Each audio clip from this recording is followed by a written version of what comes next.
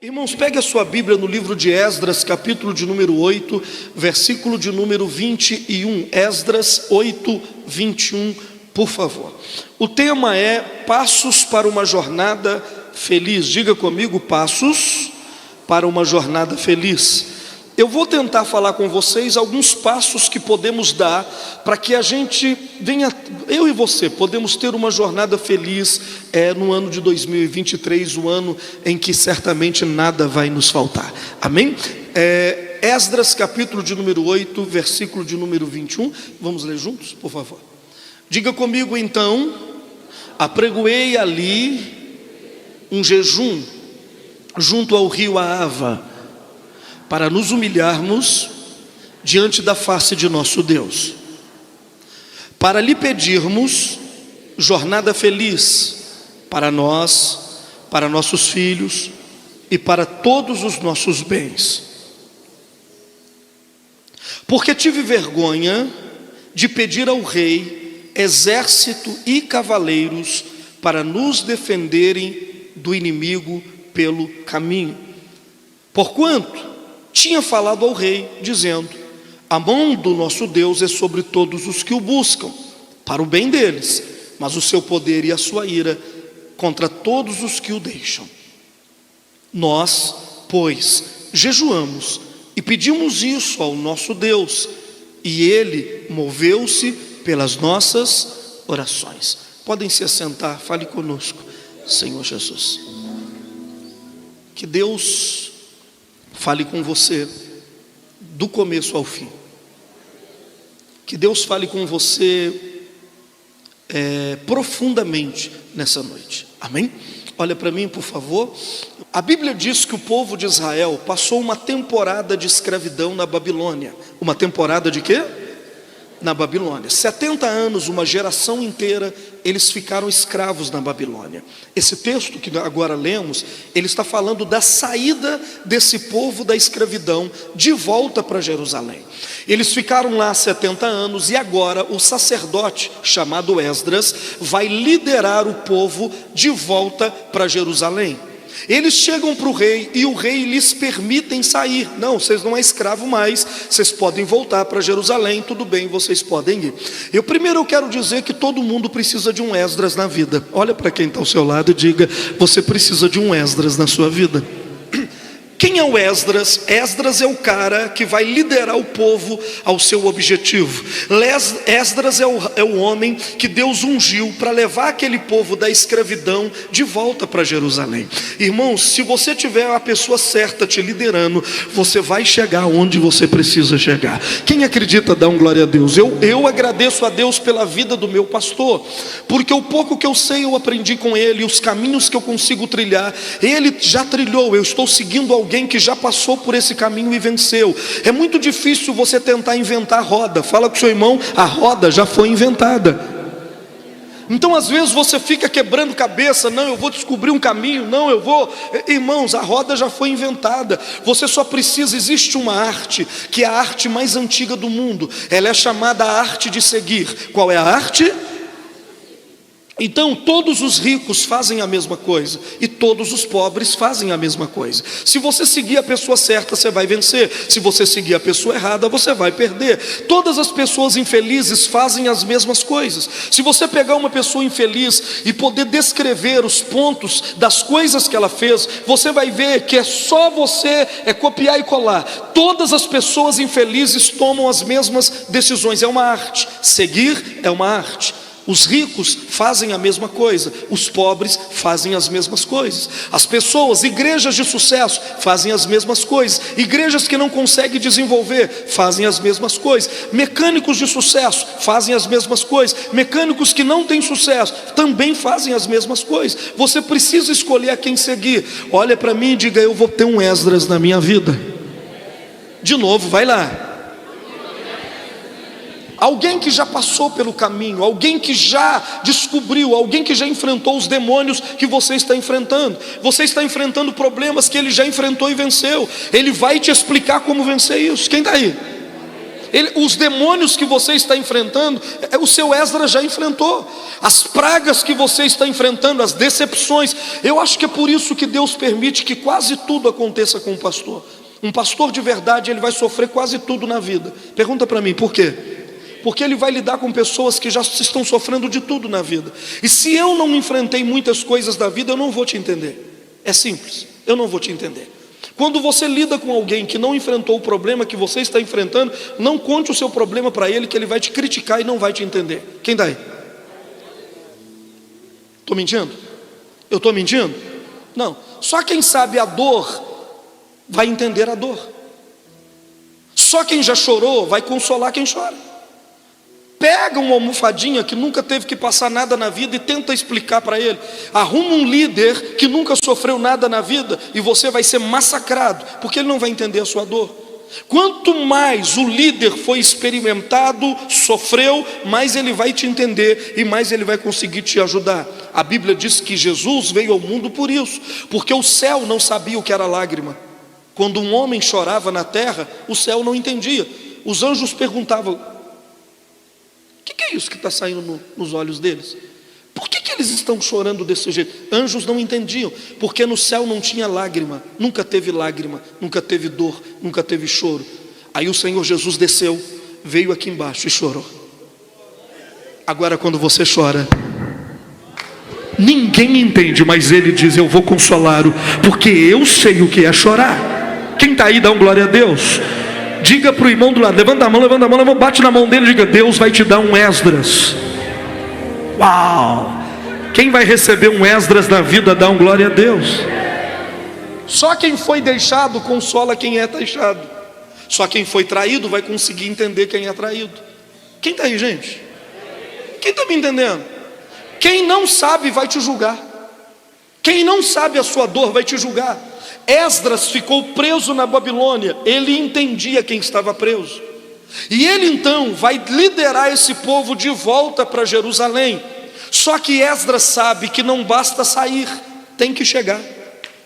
Não basta sair daqui, eu quero chegar lá, irmão. Não basta dizer que eu estou livre, eu quero chegar em Jerusalém, eu quero chegar no meu objetivo. Então Esdras, antes de sair, ele para no rio Ahava e ele jejua 3 dias. Para quê? Para pedir a Deus uma jornada feliz. Ele ora e jejua, porque ele tem vergonha de pedir ao rei que lhe mande um exército para protegê-los, porque Esdras sabia que o caminho não seria fácil.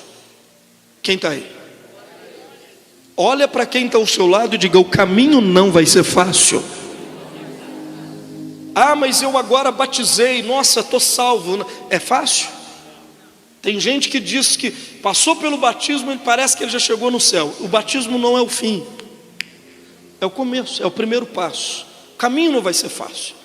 Então, o senhor Esdras disse o seguinte: eu sei que o caminho vai ser difícil, então eu preciso de proteção. E aí eu quero te dar os passos para uma jornada feliz. Passo número 1: tome as decisões certas. Diga para quem está ao seu lado, se você não esquecer, se você for esquecer, anote. Diga para ele: tome as decisões certas. Qual é o primeiro passo para ter uma jornada feliz? Não as decisões fáceis, as certas, porque nem sempre a decisão certa vai ser a fácil. Era mais fácil para o sacerdote Esdras pedir ao rei, dizendo o seguinte: a jornada é longa, manda um pelotão comigo para me guardar, aí eu vou chegar lá. Era mais fácil, mas não era certa. O diabo sempre vai sugerir para você que você tome uma decisão, mas a decisão que ele vai sugerir para você nem sempre vai ser a certa. Quem daí? Vai ser a fácil. Ele vai dizer para você: tome essa, porque essa é mais fácil. Você não está nos mesmos relacionamentos até hoje porque você resolveu tomar a decisão fácil e não a certa. Você perdeu gente boa na sua vida porque você tomou decisão ficar ou largar, o que é mais fácil? Às vezes ficar é muito mais difícil, largar é muito mais fácil. Quem está aí? E você tomou a decisão que foi mais fácil para você. Pastor, o senhor está me ofendendo, não foi para isso que eu vim, não, calma. É só o começo, vai piorar. Olha para mim, nós temos medo da aparência das coisas. Então nós tomamos decisões mediante aquilo que nós vemos, a aparência do que nós vemos. Explica para mim, pastor, explico. Eu vou te contar uma história de um general. Dizem que esse general romano era um dos piores generais que Roma já teve. E quando ele invadia um reino, e ele enfrentava as batalhas nesse reino para conquistar o reino, todos os soldados que ele conseguia capturar, ele levava para um salão negro, terrível, espantoso. Olha só o fundo de suspense. Quando os soldados que foram feitos prisioneiros entravam de mãos amarradas dentro daquele salão negro, o general dizia para eles: eu vou dar para vocês duas opções. Existe aquela porta, existe essa porta. Tinha duas portas no salão. A primeira porta estava sangrando, saía sangue nas frestas da porta. Tinha cabeça de homens fincada em estacas na porta. Quando o soldado que estava preso, o prisioneiro, olhava para aquela porta, ele já imaginava que quem passasse por ali ia ser esquartejado. Por isso saía sangue dali de dentro. E o general apresentava a segunda porta. A segunda porta tinha algumas flechas fincadas nela. E o general colocava 2 soldados com arco e flecha. Se o prisioneiro resolvesse passar por aquela porta, a chance dele era o seguinte: sair fora de quê? Das flechas e conseguir passar. A outra porta ele nem sabia o que poderia acontecer. Pergunta para mim, qual das 2 portas todo mundo escolheu?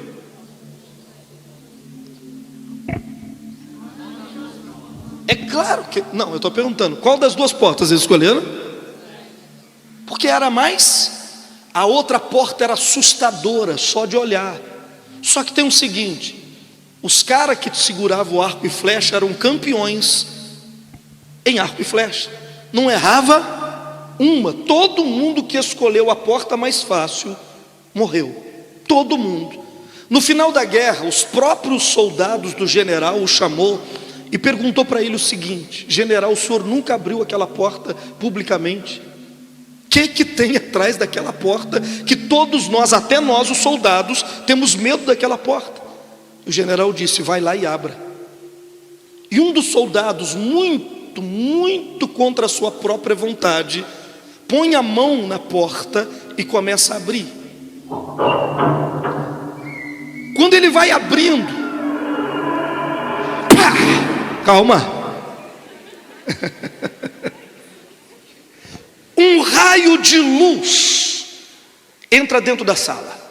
Quando aquele facho de luz entra dentro da sala, ninguém entende. E ele continua abrindo a porta. Quando ele vai abrindo a porta, era a tardezinha. A luz do sol entra dentro da sala e ilumina toda a sala. Quando eles abrem a porta, havia um caminho, um lago, pássaros cantando. E o general dizia: eu sempre dei a opção da liberdade, mas eles tinham medo da aparência da porta.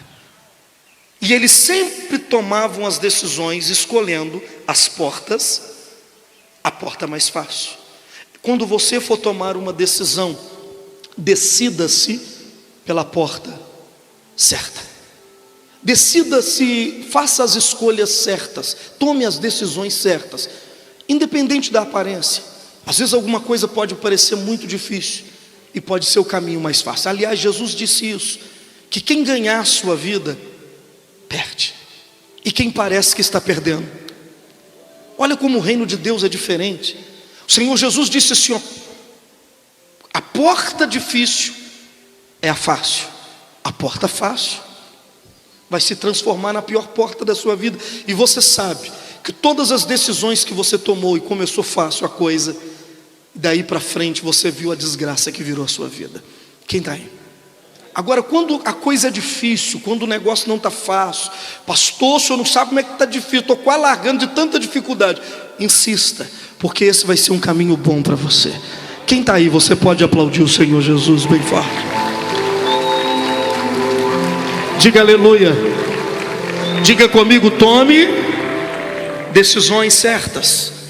Esdras podia ter tomado a decisão de não jejuar, de não orar. Ele podia ter dito para o rei: olha, manda um exército para nos ajudar, manda cavaleiros para nos ajudar, e bom, seria mais fácil. Mas ele escolheu pedir a ajuda de Deus, irmão, porque só Deus pode garantir. Diga para o seu irmão: só Deus garante.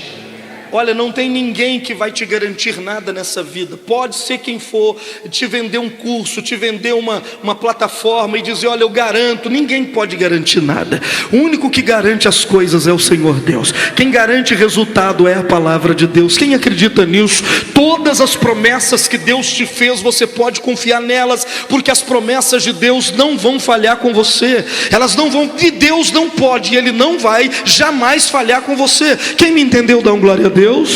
Diga para quem está ao seu lado: tome as decisões certas na vida, porque Deus vai garantir para você. Amém? Número 2, anote por favor. Qual é o número 1? Número 2, Deus se lembrará dos seus votos. Repete comigo: Deus se lembrará dos meus votos. Quem quer ter uma jornada feliz precisa entender que Deus pode ser com você e garantir a sua jornada feliz através de um voto. Como assim? Votos são alianças feitas entre um voto é uma aliança feita entre o homem e Deus. É uma aliança feita onde? Entre o homem e Deus. O voto é o quê? Uma aliança feita entre o homem e Deus. A Bíblia fala de um homem chamado Jacó. Vou te contar um pouquinho da história dele.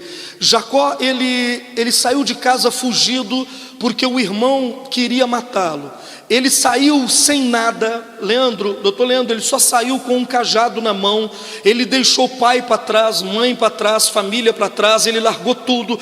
Ele estava tão debilitado, numa situação de angústia tão grande, que a minha Bíblia vai dizer que ele chega num lugar chamado Luz, numa cidade chamada Luz, e a única coisa que ele tem para servir de travesseiro é uma pedra. Ele pega uma pedra, coloca debaixo da cabeça, e é a única coisa que ele tem na vida. O irmão, os sonhos, o coração dele está angustiado, porque o irmão quer matá-lo. Ele não sabe o que vai ser do futuro dele, ele não tem futuro, voltar para trás não tem jeito. Jacó está no pior dia da vida dele. Só que quando ele dorme, a Bíblia diz que ele tem um sonho, e nesse sonho Deus fala com ele: eu vou te dar a terra que eu dei ao seu avô Abraão. Eu vou dar essa terra para você, eu vou garantir o sucesso para você, em sonho.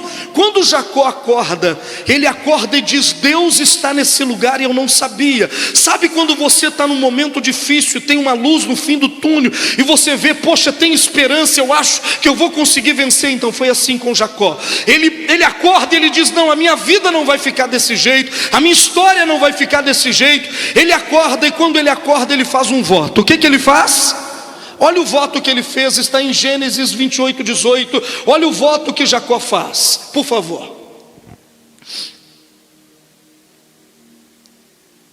Então levantou-se Jacó pela manhã de madrugada, tomou a pedra que tinha posto por seu travesseiro e a pôs por coluna, e derramou o azeite em cima dela, e chamou o nome daquele lugar Betel. O nome, porém, daquela cidade era Luz, mas agora ele a chamou de Betel.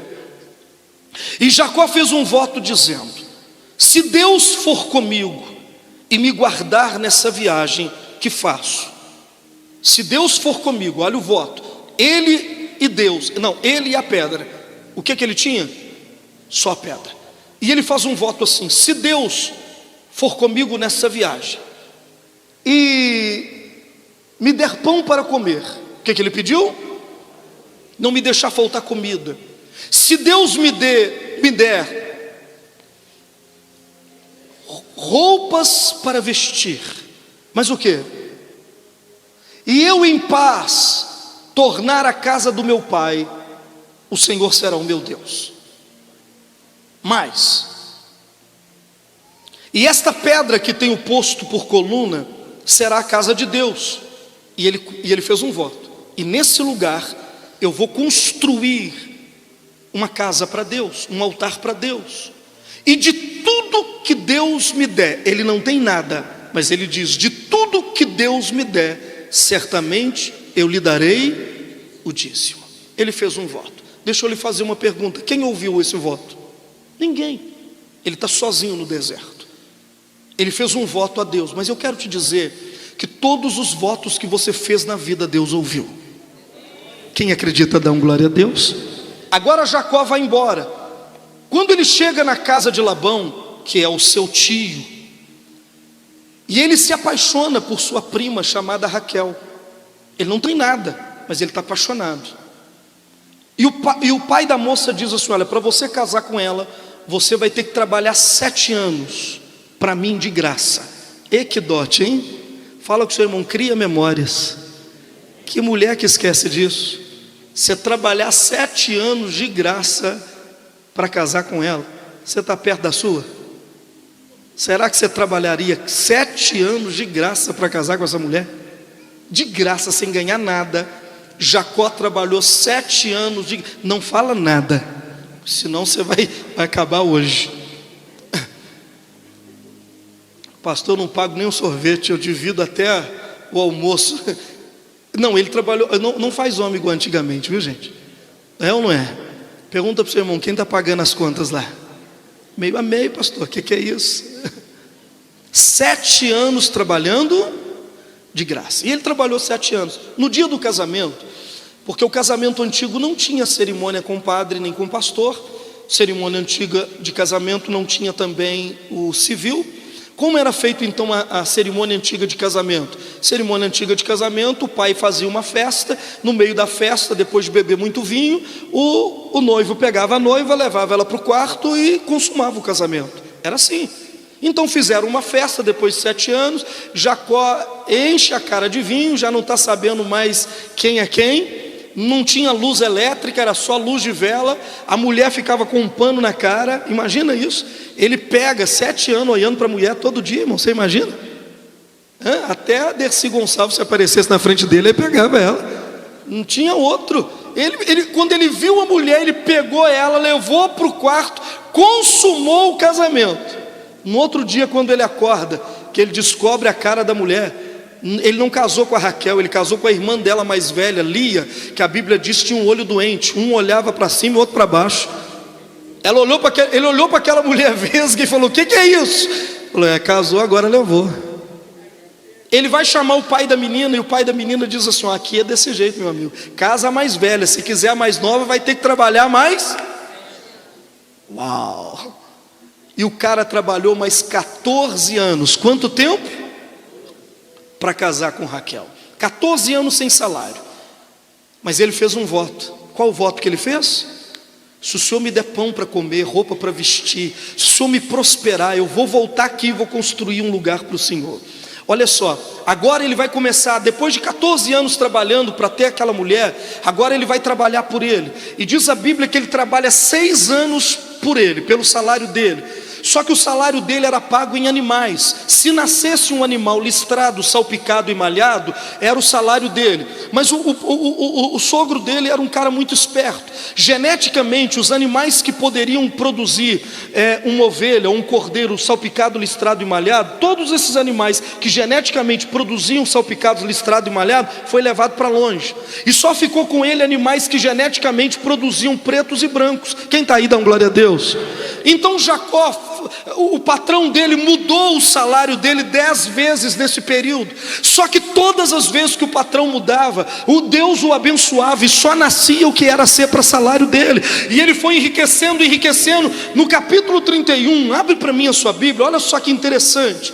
No capítulo 31 de Gênesis, versículo de número 12 e 13, aparece um anjo para Jacó em sonhos, e o anjo diz assim para ele, e disse o anjo a Jacó, levanta agora os teus olhos e vê, Todos os bodes que cobrem o rebanho são listrados, salpicados e malhados, porque tenho visto o que Labão te fez. O anjo, Deus estava vendo que o Labão não queria que ele prosperasse, mas tudo que Labão fazia dava errado. Por quê? Porque Deus mudou a genética dos bodes. Todos os bodes que cobriam as fêmeas eram salpicados, listrados e malhados. Então todos os animais que nasciam era o salário de Jacó. Quem está entendendo? Olha para mim, se você fizer um voto, ninguém vai passar você para trás. Olha para quem está ao seu lado e diga: Deus vai garantir vitória. Mesmo que alguém tente te enganar, mentir para você, trapacear você, Deus vai entrar na tua causa e vai revertê-la a teu favor. Quem acredita, pelo amor de Deus, dá um glória a Deus. Pastor, mas estão me enganando. Preocupa não, Deus vai reverter, e o que parecia ser o seu mal vai virar o seu bem. Quem acredita, aplauda Jesus bem forte e diga aleluia. Voto. Jacó fez um voto para prosperar. Ele fez um voto para quem? Para prosperar. Ele disse: o Senhor me dê pão e me dê roupa. E Deus falou com ele: olha, sabe por quê? Olha o versículo de número 13. Eu sou o Deus de Betel. Deus está dizendo: sabe por que você está prosperando? Mesmo contra a maré, mesmo contra a situação, você está prosperando? Porque eu sou o Deus de Betel, onde tens ungido uma coluna e me fizeste um voto. Porque você fez aquele voto, tudo na sua vida está dando certo por isso. Pega na mão do irmão e diga assim: sabe por que as coisas vão dar certo? Ei, quem está aí? Quem está ligado? Quem está ligado? Sabe por que você vai dar certo na vida? Não é porque você trabalhou muito, é porque você fez uma aliança com o Senhor Deus. Quem fez? Levanta a mão. Quem não fez vai fazer. Votos são carregados de aliança, votos são carregados de sinais. Todo voto que você faz, você precisa de um sinal. O sinal que Jacó deu foi: eu vou construir uma casa, eu vou dar o meu dízimo, se o Senhor não me deixar faltar nada. E Deus falou com ele: sabe por quê? O seu salário cada vez aumenta mais. Olha para quem está ao seu lado e diga: teu salário vai aumentar cada dia mais. Oh meu Deus do céu, não é o governo que está sobre nós que tem poder de te amaldiçoar ou te abençoar. Tem um governo divino sobre a tua vida, que veio através de um voto que você fez. Quem acredita nisso, dá um glória a Deus. Irmão, aquele problema no seu emprego vai se reverter, e a coisa vai virar a teu favor. Tem alguém acreditando nisso? Aquela boca que diz que você estava acabado vai ter que te engolir, porque Deus vai te manter vivo, forte e cheio do Espírito Santo. Oh meu Deus, diga aleluia, fala alguma coisa. Quem pode receber isso, dá um glória a Deus. Diga para o seu irmão: sabe por quê? Mesmo contra Jacó está sendo abençoado, Deus aparece para ele e diz: porque eu sou o Deus. Ninguém te viu, ninguém ouviu, mas eu vi o voto que você fez. Deus viu o voto que você fez. Votos são carregados de sinais. É igual uma mulher quando casa com um homem, ela coloca uma aliança no dedo. O sinal da aliança é o quê? O sinal do casamento, do voto, é a aliança. Quem está aí? Você precisa ter uma marca em você. Você precisa ter uma marca em você, para o mundo espiritual ver que você tem um voto com Deus. Quem está aí? Por exemplo, eu carrego isso aqui, ó. Isso aqui é uma marca de um dos votos que eu tenho. Foi feito por um rabino em Jerusalém, e foi consagrado, e o voto foi feito dentro do túmulo do rei Davi, um lugar muito sagrado no Monte Moriá, lá em Israel. Perdão, no Monte Hermon, em Israel. E lá eu fiz um voto. Eu carrego e não tiro em momento nenhum, em hora nenhuma. Não é apenas uma joia que eu tenho no pescoço. É o sinal para o mundo físico e mundo espiritual de que eu sou o homem marcado por uma aliança. Quem está aí, levanta a sua mão. Você precisa marcar a sua vida. Esse é um dos votos que eu tenho com Deus. Então, a maré indo para um lado, chovendo ou não chovendo, vai prosperar a minha vida. Mas não é por minha causa, é porque eu fiz um voto a Deus. Quem está aí, gente? Diga para quem está ao seu lado: resolva o seu problema com um voto a Deus. Diga para ele de novo: resolva o seu problema através de um voto. Tem coisa que não adianta você ficar brigando. Se Jacó fosse brigar com Labão, não ia dar certo. Deus entrou naquela situação e reverteu ela a favor dele. Quem está aí, gente? Agora presta atenção, Deus mostrou para ele: você está prosperando por causa do voto. Agora Jacó está muito rico, e ele vai voltar para a casa dele. Ele vai voltar para onde? Quando ele volta para a casa dele, aonde ele tinha que ir, gente? Fala para mim. Aonde ele fez o voto? Betel. Ele tinha que voltar para Betel para cumprir o seu voto. Mas a Bíblia diz que ele para num lugar chamado Salém, onde tem um rei chamado Siquém.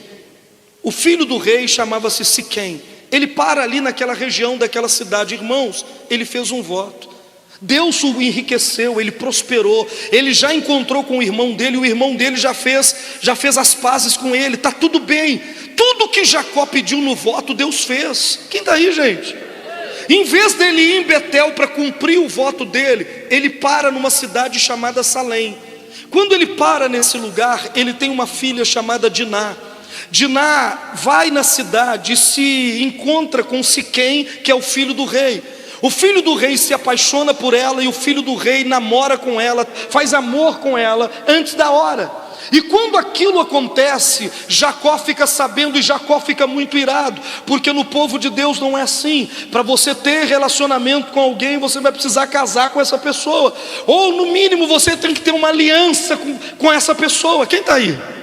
E esse homem era um homem de outra tribo, era um homem de outro lugar, era um homem de povo e de cultura diferente.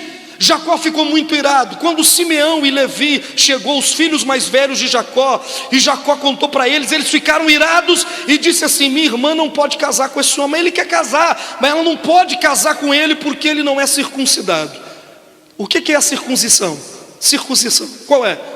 Eu falei quarta-feira. Quem lembra?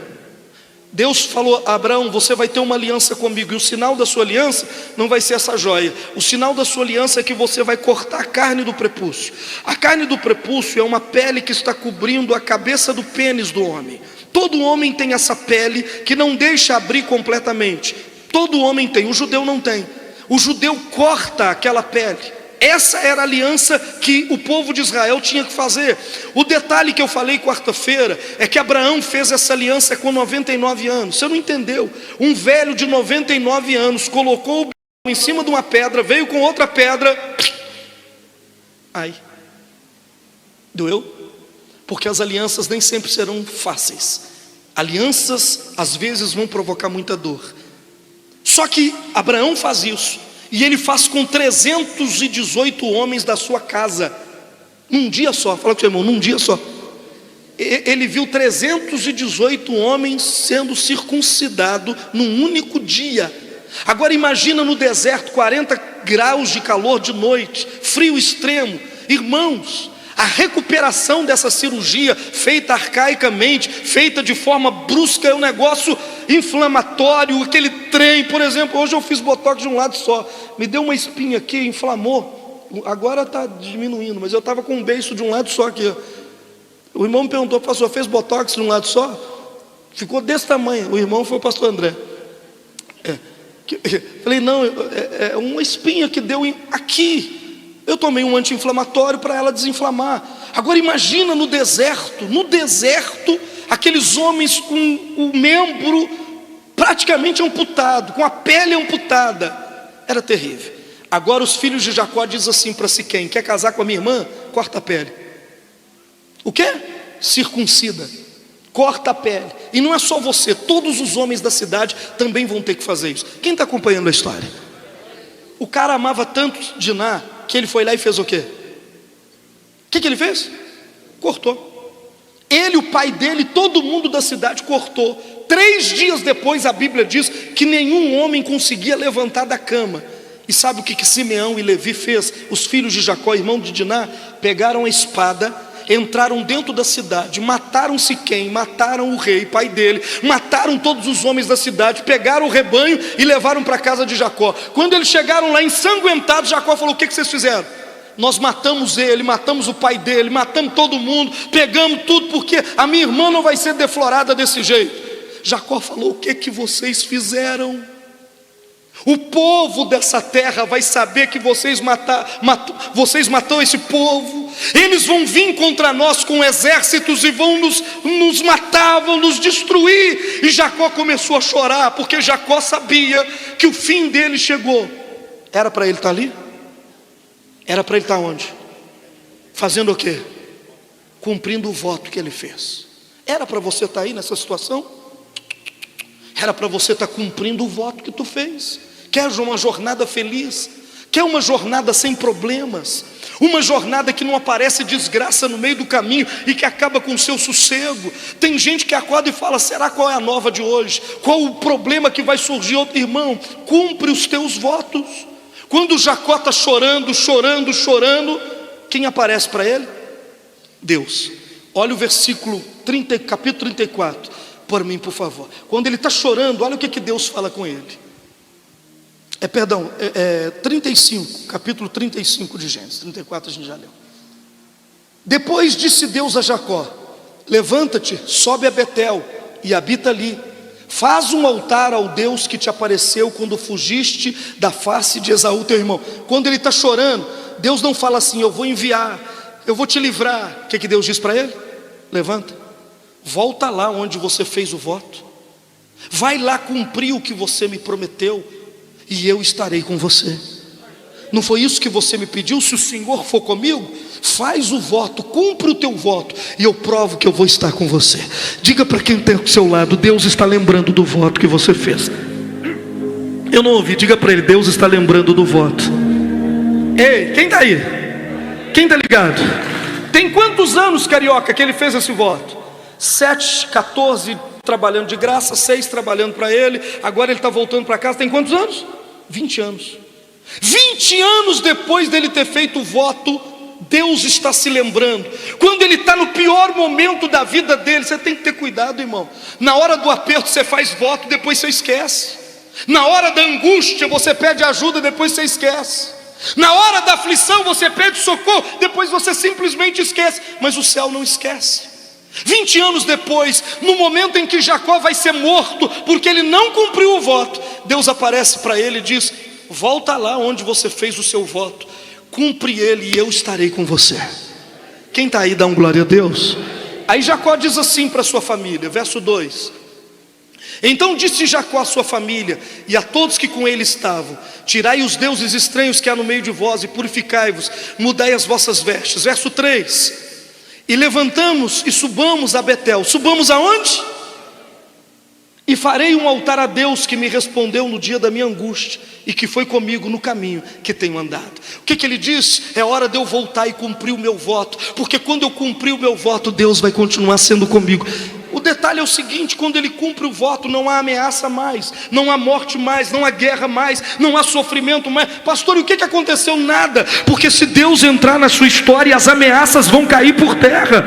Diga para quem está ao seu lado: se Deus entrar na sua história, a ameaça vai cair por terra, ela não vai chegar a lugar nenhum. Quem está aí, pelo amor de Deus, dá um glória a Deus. Diga para o seu irmão: volta lá, meu irmão. Lembra do dia que você fez o voto.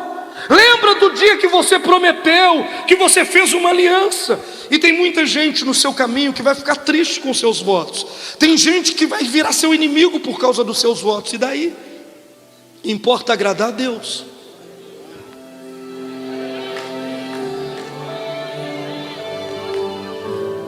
O que importa? Cumpre a tua palavra e Deus vai cumprir a dele na sua vida. Número 1, para ter uma jornada feliz. Número 2, lembre-se dos seus votos. Quem está aí? Às vezes você vai perder muito por causa de um voto, você vai ganhar muito por causa de um voto, mas não importa se perder ou ganhar. Se você fez um voto e Deus tem cumprido a parte dele. Irmãos, eu não sabia fazer absolutamente nada na vida. Aliás, eu não tenho condições de fazer quase nada na vida. Mas eu fiz um voto a Deus. E Deus me disse: eu serei contigo. Quem está aí, levanta a mão. É por isso que eu estou aqui. Não é pela minha força. Então eu preciso cumprir os meus votos diante de Deus. Quem entendeu de verdade? Número 3, anote por favor, termino aqui, tá? E não vai dar nem 30 minutos. Diga para o seu irmão, se necessário, comece do zero. Se necessário, quem quer ter uma jornada feliz? Doutor Leandro, se necessário, comece do zero. Porque às vezes a gente vive uma vida de tanto sofrimento, de tanta dor, que o melhor a fazer não é tentar remendar essa vida, é começar tudo de novo. Quem está aí, gente? Às vezes não dá simplesmente para lavar, às vezes a gente precisa jogar fora aquilo. Foi isso que Davi pediu a Deus. Eu quero ler para você um dos salmos mais impressionantes da Bíblia Sagrada, e me mexe muito comigo esse versículo, esse texto, e eu queria só te lembrar algumas coisas, eu acho que você já sabe. Salmo 51, versículo 10, olha o que a Bíblia Sagrada diz. Salmo 51, 10. Diga comigo: cria em mim, ó Deus, um coração puro, e renova em mim um espírito reto. Quando eu ouvi Davi falar isso, eu fui no outro mundo e voltei, porque Davi usou uma palavra extraordinária para dizer: cria em mim, ó Deus, um coração puro. Diga comigo: cria em mim, ó Deus. Mas quando ele usou essa palavra cria, no hebraico ele usou a palavra bará. Diga comigo: bará. A palavra bará no hebraico, cria, bará no hebraico significa chame à existência aquilo que não existe. O que Davi estava dizendo é: eu não quero mais esse coração, eu quero um coração que ainda não existe. Eu não quero que o Senhor simplesmente lave o meu coração e me devolva ele. Eu não quero que o Senhor junte o meu coração quebrado e faça um novo coração. Eu quero que o Senhor jogue esse coração fora e chame à existência um Davi que ainda não existe. Eu não quero mais viver a vida que eu vivi até aqui. Quem está aí, dá um glória a Deus. Diga comigo: bará. Essa palavra foi usada em Gênesis 1:1, somente em Gênesis 1:1, porque diz assim: no princípio criou Deus os céus e a terra. Criou Deus os céus e a terra do nada. Deus chamou a existência do céu e a terra que não existia do nada. Agora Davi, ele usa a mesma palavra bará para dizer o seguinte: cria em mim algo que não existe. Eu quero um coração que eu ainda não tenho. Quem está entendendo, dá um glória a Deus. Eu quero um coração livre das lembranças, um coração que não tenha dívida emocional com ninguém, um coração que não se lembre de feridas, de machucados, de traição, de engano. Eu quero uma vida nova. Ai meu Deus, quem está entendendo, dá um glória a Deus aí. Ele está dizendo: eu quero uma nova oportunidade de viver uma vida que eu ainda não vivi. Eu quero viver uma história que eu ainda não tive. Eu não quero ter reflexo da história passada. Eu quero tudo novo. Levanta a mão e diga: cria em mim. Parar. Agora o mais interessante é que eu peguei o texto e fui lê-lo no hebraico e traduzi, e peguei uma Bíblia, uma tradução bíblica que traduz quase que semelhantemente do hebraico para o português. Olha o que Davi disse no texto. Olha como é que muda completamente o Salmo 51, verso 10. Põe para mim, por favor. 51:10, agora o mais próximo do hebraico possível. Diga comigo: Deus, faz um novo começo em mim. Dedica uma semana para organizar o caos da minha vida. Continue. Uma nova gênese. Não me jogue fora no lixo. Uma nova gênese está no versículo 51, que a gente traduziu somente, do versículo 10. Ele disse assim: Deus, diga Deus, faz um novo começo em mim. Dedica uma semana. Em uma semana, Davi diz: o Senhor pode organizar o caos da minha vida. Faz uma gênesis em mim. Uma gênesis é o começo. Olha para quem está ao seu lado e diga: Deus pode pegar 7 dias e organizar o caos da sua vida. Oh meu Deus, quem está entendendo, dá um glória a Deus aí. Deus pode pegar uma vida que não tem jeito. Por que Davi disse: pega uma semana, dedica uma semana e organiza a minha vida? Porque Davi tinha sido traído, ele tinha sido ofendido, um dos seus filhos tinha sido morto, uma filha dele tinha sido estuprada pelo próprio irmão, ele tinha sido traído, guerras e guerras, ele não aguentava mais. Davi não suportava mais. Não adiantava Deus pegar o coração, lavar e devolver para ele. Ele diz: eu não quero mais. eu não quero mais esse coração, eu não quero mais essa vida, eu quero um novo começo. Bará, faz, chama a existência um novo homem, um homem que não existiu e que ele não existe, ele não tem história, ele vai começar de novo, ele vai começar agora. Quem está entendendo, dá um glória a Deus. Tem gente aqui que não adianta lavar, não adianta purificar, Deus precisa chamar a existência um novo coração, uma nova memória, um novo pensamento. Quem acredita, dá um glória a Deus. Diga: se necessário, comece do zero. Se necessário, porque, irmãos, tem coisa que não dá para remendar, não dá para ficar preso emocionalmente em coisas, em pessoas, não dá para ficar mais debaixo de chantagens emocionais e de lembranças que nos ferem. Davi disse: eu não quero daqui uma semana lembrar tudo de novo, eu não quero daqui um mês lembrar do meu passado de novo. Ele está dizendo: arranque esse coração. Não é porque existem duas palavras para criar. Existe a palavra barar, diga comigo, barar, fazer do nada, ou seja, não tem matéria-prima, você faz do nada, um novo, virgem. Eu quero um coração assim. Existe a segunda palavra, que é assar, ou yassar, diga comigo, assar, que é fazer de algo que já existe. Quando eu oro e diz: Deus, renova a minha vida, eu estou dizendo: só renova a partir de algo que já existe. Quem está aí? Davi disse: eu não quero que o Senhor me renove a partir de algo que eu já tenho. Eu não quero, é mais ou menos assim, quando o vaso quebra, a Bíblia diz que Deus pega os cacos e faz um vaso. Davi disse: não, eu estou quebrado, mas eu não quero que o Senhor pegue os cacos quebrados e reconstrua. Não, eu quero que o Senhor jogue os cacos fora e chame a existência um novo homem que jamais existiu. Olha para o teu irmão e diz: Deus pode chamar um coração novo. Oh meu Deus, dá um glória a Deus aí. Deus pode começar uma vida nova. Ele diz: faz um novo começo em mim, faz uma gênesis em mim. Quero começar, não quero ter lembranças, eu não quero estar preso. Usa, olha o que ele disse: dedico uma semana a organizar o caos da minha vida. Na próxima semana, Deus pode organizar o caos da sua vida. Eu vou dizer, você recebe, irmão, pelo amor de Deus. Em 7 dias Deus pode organizar todo o caos da tua vida. Oh, vai dando glória a Deus, celebre. E não dedique pouco, dedique muito do teu louvor a Deus. E diga: Pai, o Senhor pode organizar a minha vida. 7 dias. Por que ele disse 7 dias? Porque Deus criou os céus e a terra em 7 dias. Nos 6 dias, no 7º ele descansou. Ele disse: organiza a minha vida, e no 7º dia eu estarei descansando. Uau, quem está aí? O Salmo 51 é lindo. Eu vou ler ele para você no hebraico antigo, até o versículo 15. No hebraico antigo, olha o que diz o Salmo 51.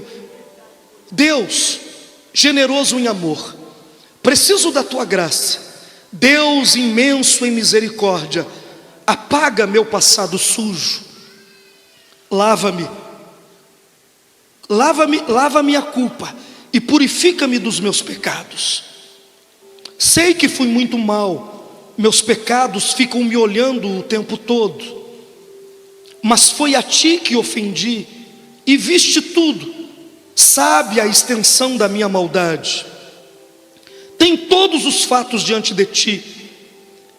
O que decidires a meu respeito será justo. Andei desgarrado de ti por muito tempo, eu estava no erro já antes de nascer. O que desejas é a verdade, de dentro para fora. Então entra em mim, então, e concebe uma vida nova e verdadeira. Leia esse versículo de novo. O que desejas é a verdade de dentro para fora. Então entra em mim, e então concebe uma vida nova e verdadeira. Davi disse: o Senhor quer a verdade de dentro para fora. Então entra dentro de mim e faz uma nova gênesis. Começa tudo de novo dentro de mim. Quem está aí, dá um glória a Deus. Olha o verso 7. Purifica-me e sairei limpo. Lava-me como que com esfregão, e terei uma vida branca como a neve. Verso 8. Põe uma música alegre para mim, mas antes conserta os meus ossos quebrados, para que eu possa dançar de novo. Davi Davi disse: não adianta o Senhor pôr uma música linda com minha vida quebrada, conserta os meus ossos e eu voltarei a dançar na tua presença. Quem está aí para dar um glória a Deus? Olha o verso 9: não fiques procurando manchas, cura-me completamente. Verso 10: Deus faz um novo começo em mim, dedica uma semana para organizar o caos da minha vida, uma nova gênese. Verso 11: não me jogues fora como lixo, nem deixes de soprar santidade em mim. Traze-me de volta do exílio cinzento, sopra um vento novo em minhas velas. Aleluia, dá um glória a Deus aí. Dai-me a chance de ensinar os teus caminhos aos rebeldes, para que os perdidos consigam achar o caminho de casa. Verso 14: anula a minha sentença de morte, ó Deus da minha salvação, e cantarei hinos a respeito dos teus caminhos. Eu ouvi a igreja glorificando aí. Põe palavras nos meus lábios, querido Deus, e me abrirei para os louvores. Levanta a mão, porque Deus não vai usar o que já teve, Ele vai fazer tudo novo. Tem alguém que acredita? Dá um glória a Deus. Celebre ao Senhor, aplauda Ele com alegria, porque Deus está dizendo: eu posso fazer de novo, eu posso fazer tudo de novo. Quem acredita nisso, dá um glória a Deus. Às vezes é necessário começar do zero.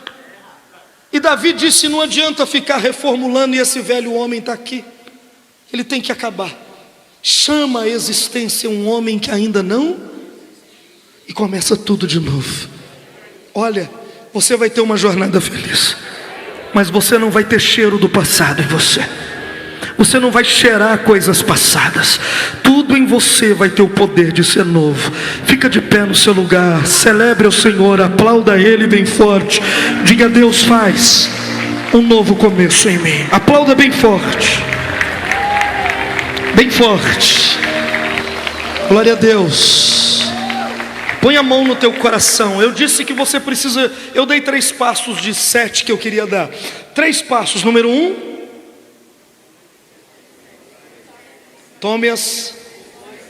Número 2, lembre dos seus votos. Número 3, se necessário, porque às vezes não dá para remendar, você precisa fazer um voto com Deus. Você precisa agora pedir a Deus: Deus, não dá para continuar com as emoções passadas, não dá para continuar com os desejos passados. Fecha os olhos, eu vou orar com você.